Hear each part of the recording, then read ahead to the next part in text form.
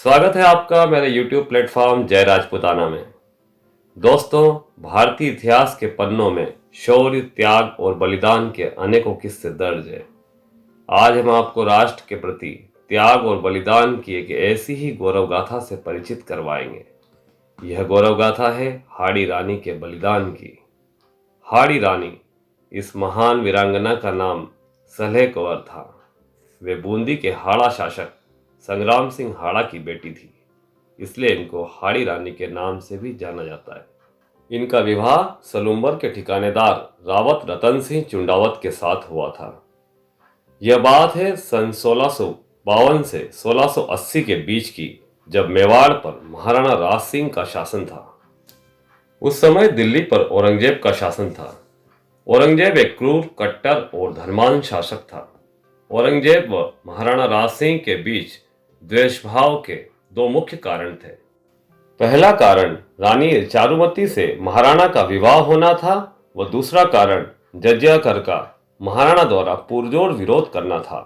इस विरोध में महाराणा के साथ कई और शासक भी शामिल थे। दक्षिण में शिवाजी महाराज, बुंदेलखंड में महाराजा छत्रसाल, पंजाब में गुरु गोविंद सिंह एवं मारवाड़ में दुर्गादास राठौर आदि थे।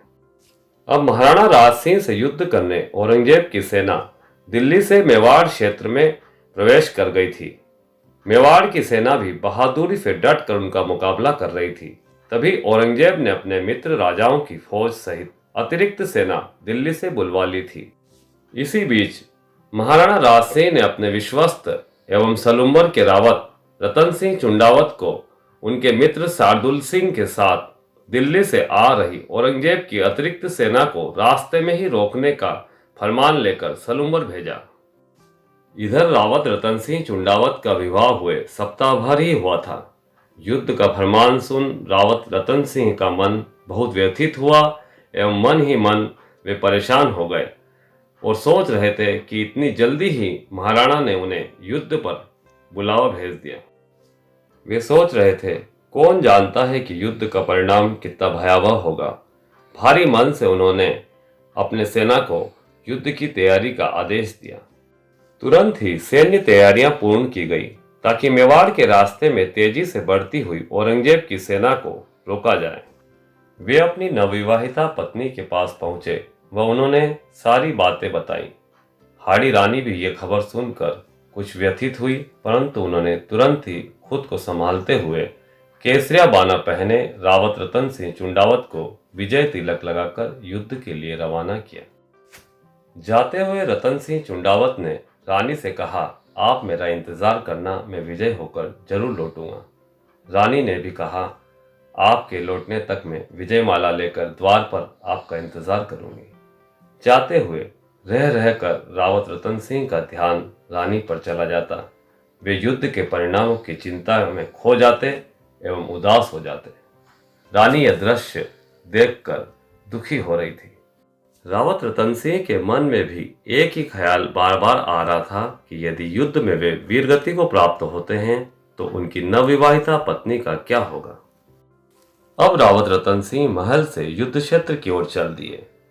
कुछ ही दूर रास्ते में पहुंचने के बाद ही रतन सिंह ने अपने संदेशवाहक को रानी के पास संदेश लेकर महल में भिजवाया, जिसमें लिखा था, प्रिय, तुम मुझे भूल मत जाना, मेरा इंतजार करना, मैं तुम्हारे पास जरूर लौटूंगा, मुझे तुम्हारी बहुत याद आ रही है। रानी ने भी संदेशवाहक के साथ संदेश भिजवाया, मैं हमेशा आपका इंतजार करूंगी, आप विजयी होंगे व जल्द ही लौटेंगे। युद्ध क्षेत्र की ओर जाते हुए अगले दिन रावत रतन सिंह चुंडावत ने फिर संदेशवाहक को रानी के पास महल को भिजवाया। उन्होंने फिर संदेश में लिखा था, मेरी प्रिय, तुम मुझे भूल मत जाना, मेरा इंतजार करना, मैं तुम्हारे पास जरूर लौटूंगा, मुझे तुम्हारी बहुत याद सता रही है, और अगर संभव हो तो अपनी कोई प्रिय निशानी सेवक के साथ मेरे पास भिजवा देना। उसे देख देख कर ही मैं अपना मन हल्का कर लूंगा और तुम्हारी याद भी मुझे इतना नहीं सताएगी। इधर महल में रावत रतन सिंह का यह पत्र पढ़ते ही रानी सोच में पड़ गई। उन्हें चिंता सताने लगी, अगर इस तरह उनके पति मोह माया में घिरे रहे तो शत्रुओं से कैसे लड़ेंगे। इस तरह तो जीत मुश्किल है और एक राजपूत के लिए हार कर वापस युद्ध से लौटना अत्यंत शर्मनाक बात है। कुछ देर सोच विचार के बाद हाड़ी रानी ने मन ही मन फैसला किया और अपने पति के पत्र के जवाब में लिखा, मेरे प्रिय, मैं तुम्हें अपनी अंतिम निशानी भेज रही हूँ। मैं आपको सारे प्रेम बंधन से मुक्त कर रही हूँ। आप बेफिक्र होकर अपने कर्तव्य का पालन करो और अपनी मातृभूमि की रक्षा करो। मैं स्वर्ग में सदा आपका इंतजार करूंगी। हाड़ी रानी ने संदेशवाहक को कहा, मैं तुम्हारे साथ जो निशानी भेजूंगी उसे तुम एक थाल में लाल चुनर ओढ़ाकर अपने सरदार के पास ले जाना और ध्यान रहे इस निशानी को कोई और न देखने पाए।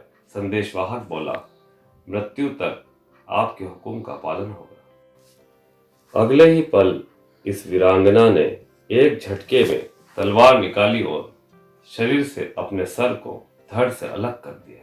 यह दृश्य देखकर संदेशवाहक की सांसें रुक गई और आंसू निकल गए। अब वह रानी के आदेशानुसार उनका कटा सर एक सोने की थाल में सजाता है और लाल चुनरी ओढ़ाकर उसे रावत रतन सिंह चुंडावत के पास ले जाता है। जब संदेशवाहक यह निशानी लेकर रावत रतन सिंह चुंडावत के पास पहुंचा तो रावत रतन सिंह चुंडावत ने पूछा, क्या निशानी लाए हो तुम मेरे प्रिय की? इस पर संदेशवाहक के हाथ कांपने लग गए और उसने चुनर हटाकर थाली को सरदार की ओर बढ़ा दिया। रावत रतन सिंह चुंडावत की आंखें फटी की फटी रह गई। उन्हें अपनी आंखों पर विश्वास नहीं हो रहा था कि वह क्या दृश्य देख रहे थे। उनके अब मोह के सारे बंधन कट चुके थे। अब उनके जीने का भी कोई मकसद नहीं रह गया था।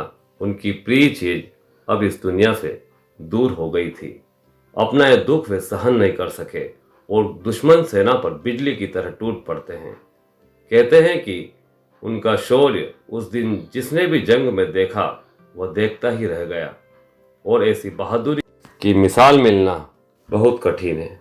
वह अंतिम सांस तक लड़ते रहे और उनके पराक्रम से मुगल सेना मैदान छोड़कर भाग खड़ी हुई। मुगलों के खिलाफ ये जंग रतन सिंह भले ही जीत गए हों, लेकिन अपने जीवन की वो जंग हार चुके थे। इस युद्ध में वे अंतिम सांस तक लड़े थे। अब मेवाड़ जीत चुका था, पर हम जीत का श्रेय किसे दें? रावत रतन सिंह के शौर्य को या उससे कहीं ज़्यादा श्रेय हाड़ी रानी को, जिनके इस अमूल्य बलिदान को मेवाड़ हमेशा याद करता रहा। यह थी दोस्तों महान त्यागी हाड़ी रानी के मातृभूमि पर बलिदान की गाथा। जय मां भवानी, जय राजपूताना, जय भारत।